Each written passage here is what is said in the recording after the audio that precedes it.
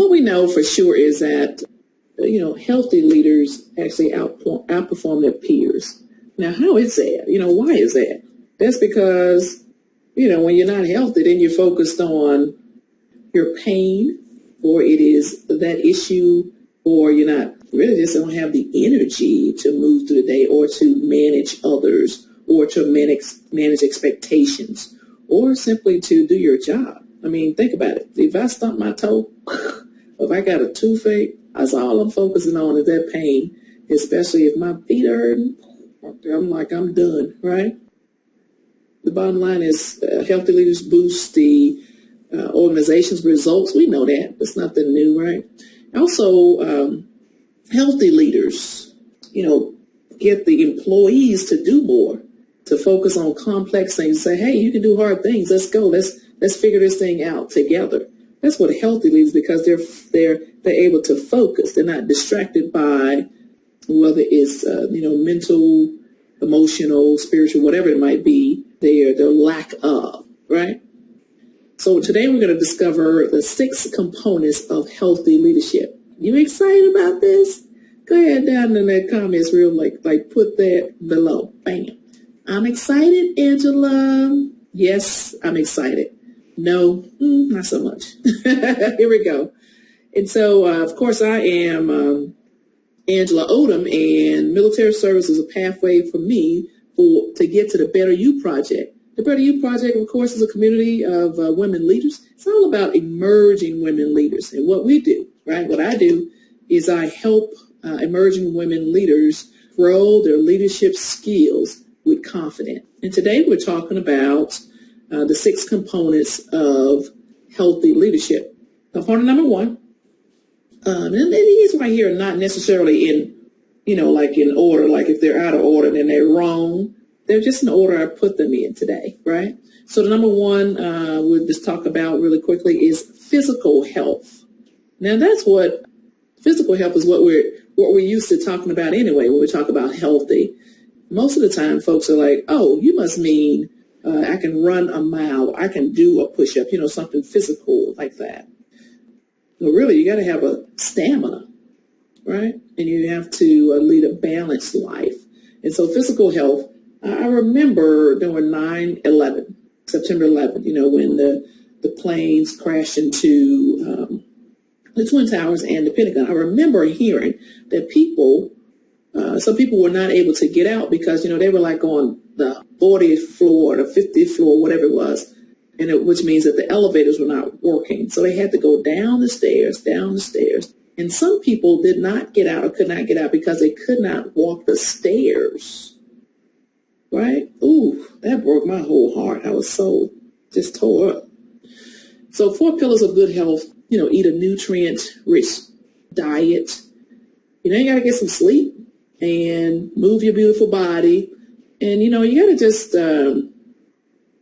stay away from stress as much as possible. Sometimes stress is a motivator, but you know what I mean. So avoid folks that are going to stress you out or situations that are going to stress you out, or know how to deal with it. I guess that's probably a better way to say it. But the 4 pillars of good health.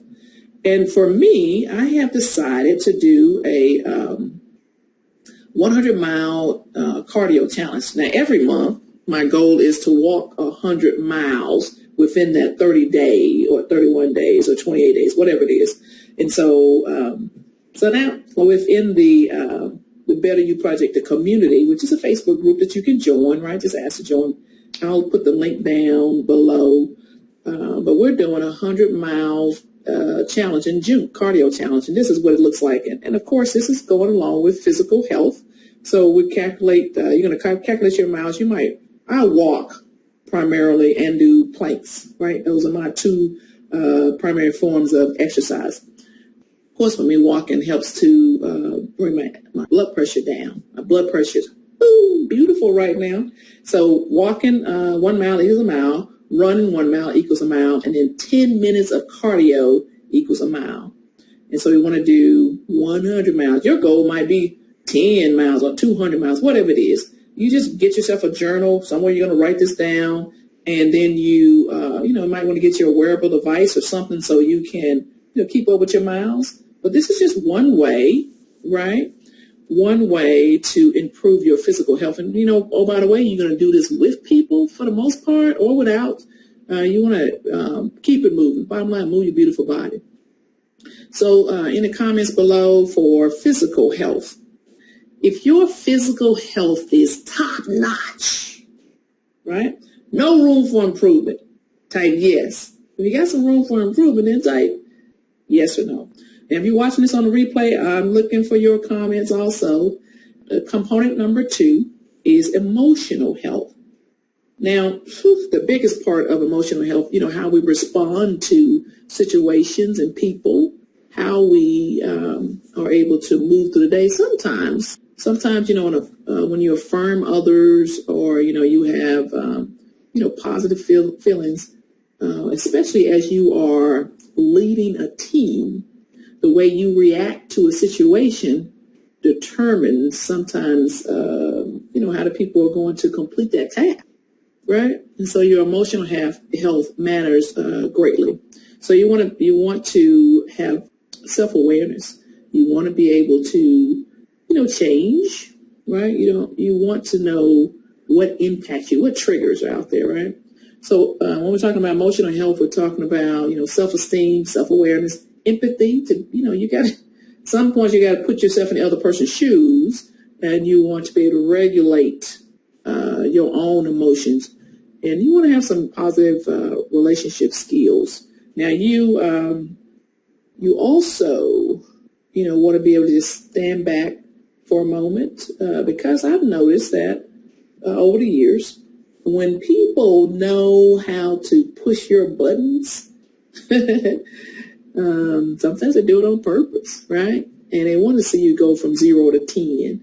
They want to see you distracted.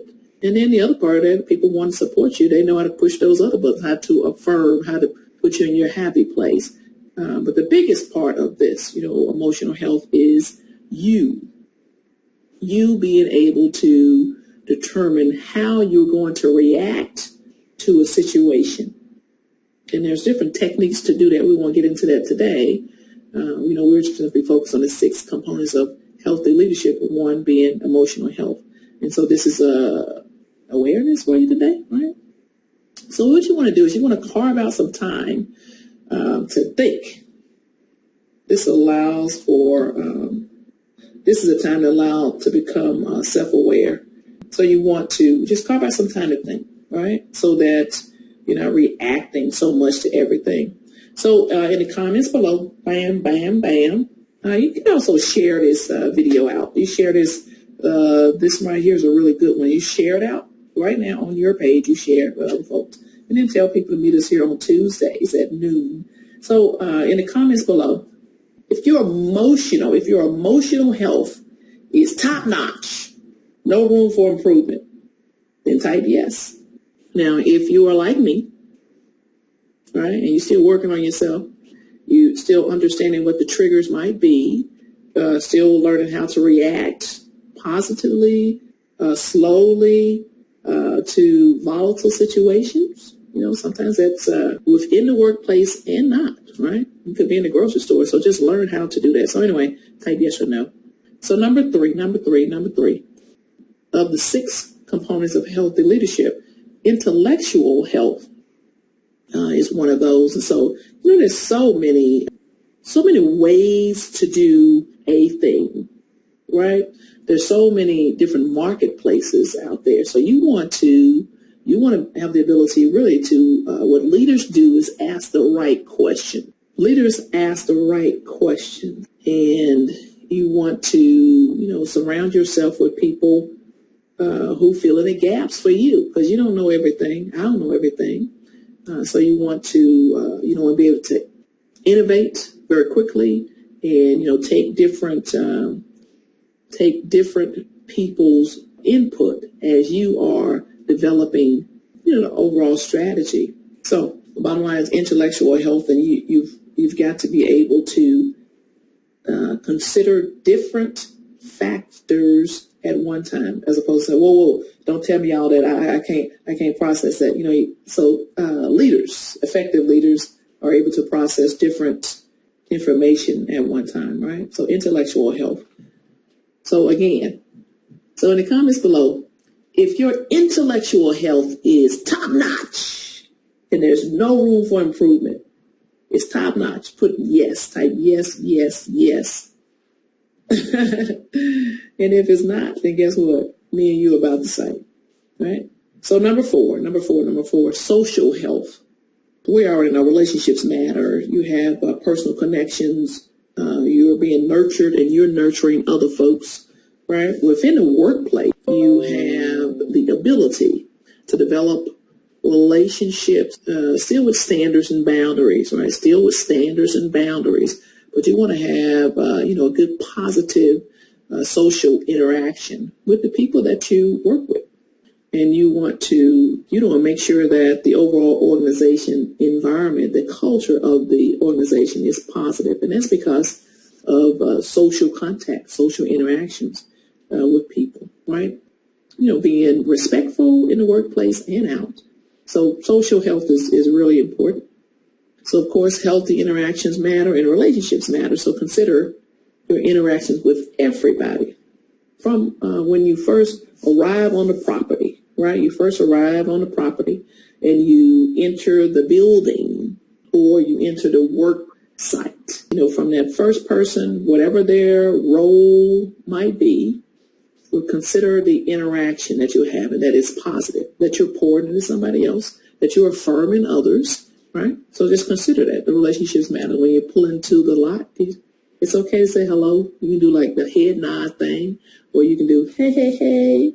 You can do a simple conversation, whatever it is. So just understand that the impact that you have on others and that they have with you, right? So you want to do in the comments below, if your social health is top notch and there's no room for improvement, you're like, bam, I'm there, I got this, and type yes. Otherwise, you and I are alike, right? So you want to just acknowledge where you are. Component number 5 of the 6 components of healthy leadership is vocational health.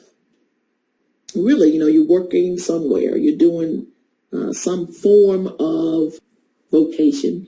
You might be in corporate, or you might be, in education. It could be anything, whatever it is. You want to find some sort of purpose in what you're doing, and you're not just like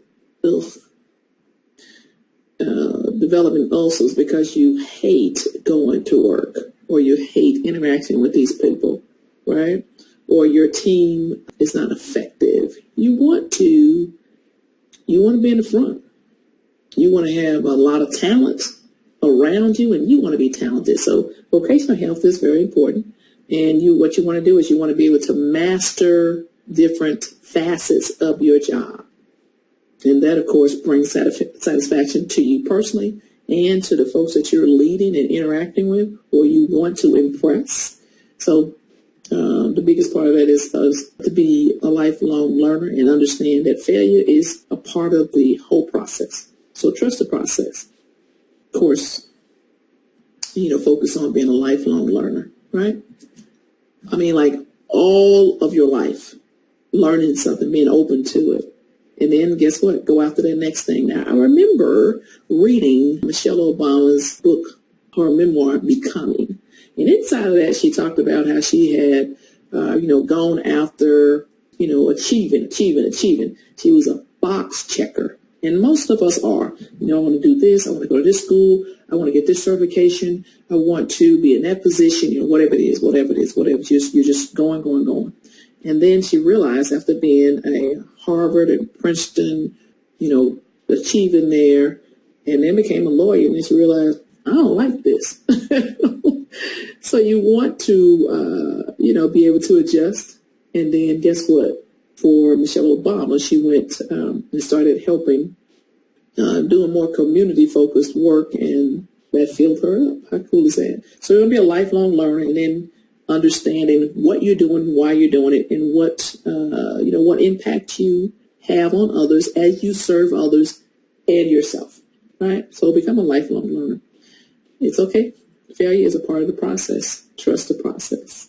Down in the comments below, bam, down in the comments below for vocation, your vocational health. If your vocational health is top notch, ooh, top notch, you have no room for improvement. You've got this. You're on your path. You are pursuing your ultimate goal, and everything is wonderful. Boop, boop. Type yes, yes, yes, yes. Otherwise, you're probably just like me. Number 6, and the final component of the 6 components of healthy leadership is spiritual health. Now, this is, simply just acknowledging the greater good, that there's something bigger than ourselves, bigger than our organization, right? The overarching thing that pulls us forward, that is aligned with our values. And so really, your spiritual health, I believe, is more important than all the other ones. That's where I am.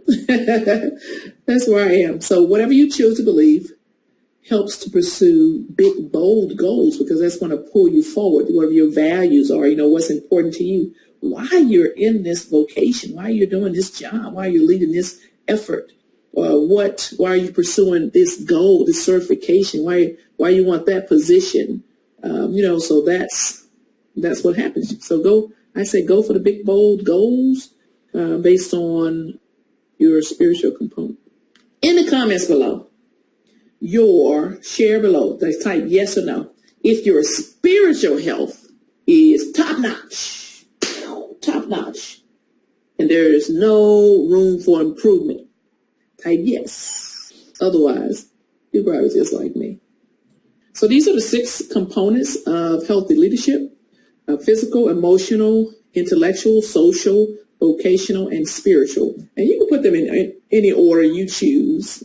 This, I believe, for me, spiritual health is where I need to start, right? And then everything else goes after that. Spiritual, then physical, right? I want to make sure I have my emotions intact, because sometimes I'm like, ah! Or sometimes I'm like, or sometimes I'm like, So I want to have my emotions intact. And then intellectual, I want to know how to do things, how to master a thing, how to contribute to the team. And then, of course, social health, I'm just all over that. Relationships matter, and how I interact with others definitely matter. And, of course, vocational. I want to wake up in the morning just all excited about pursuing this particular vocation. I want to I'm sleeping, guess what? Oh, wait, I got a great idea.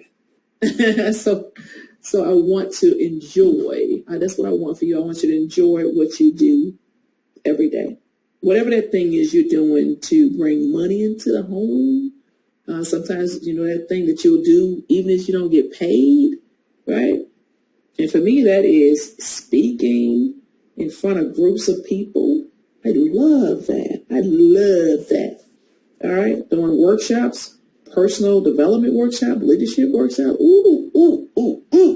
I love that. Mentoring. Ooh, I love that. Then the other part of that is I enjoy going to workshops. I'm a lifelong learner. I just love learning something from other people. Learning a different way to do things, whether it's cooking collard greens or learning how to, learning how to do some new tech thing. It's always some new tech thing, by the way. And then, of course, my spiritual health is a space for me to be grounded, right? So I wish the best for you in these 6 components of healthy leadership. Now, if you got anything out of this presentation, just type yes or no down here. Just tell us, just share which one of the components you're going to work on now, right? First, and then you go to the next, then go to the next, and go to the next. I want to just go ahead and share with you that I'm Angela Odom again, and of course the founder of the Better You Project. It's a community for emerging women leaders. And my goal, my job, my focus is to help emerging women leaders grow their leadership skills with confidence. And one of the ways of doing it, of course, is reading. So I've developed a Better You book club where we we provide discussion questions, templated questions to help you move through the book. So you're going to be able to read 6 leadership-related books within a 12-month period. So every 45 days, we focus on one book. And then every week of those 45 days, every week, every 7 days, then you receive your assignment. You receive your email that says, hey, these are discussion questions. Let's go forward, move forward, move forward, move forward. And so that's kind of cool. So you can do that. And then, of course, the good news with that, you get to pay once, or you can pay like a small amount every month. And with that comes a monthly Q&A, monthly discussion, case studies. You get to ask your own question, because that's what we're going to put you in a hot seat and say, okay, what are you working on? And let's help you move forward in your vocation, in your job, right? So go to angelaodom.com/book club, and I'll see you on the other side. Again, it works. We'll read 6 books in a year. Every 45 days, we move to a different books. And within that 45 days, every 7 days, you receive your reading assignment along with the discussion questions through email. And that's how that works. So right now, you just go to angelaodom.com/book club, and we'll see you on the other side. With that said, again, I'm Angela Odom, and I'm going to see you next Tuesday at noon for the Better You project, the video series. All right, thanks a lot, and enjoy the rest of your day. And don't forget, if you didn't already, go into the comments and share something with me. I'm looking forward. Smooches. By the way, I'm Angela Odom, and I'm rooting for you.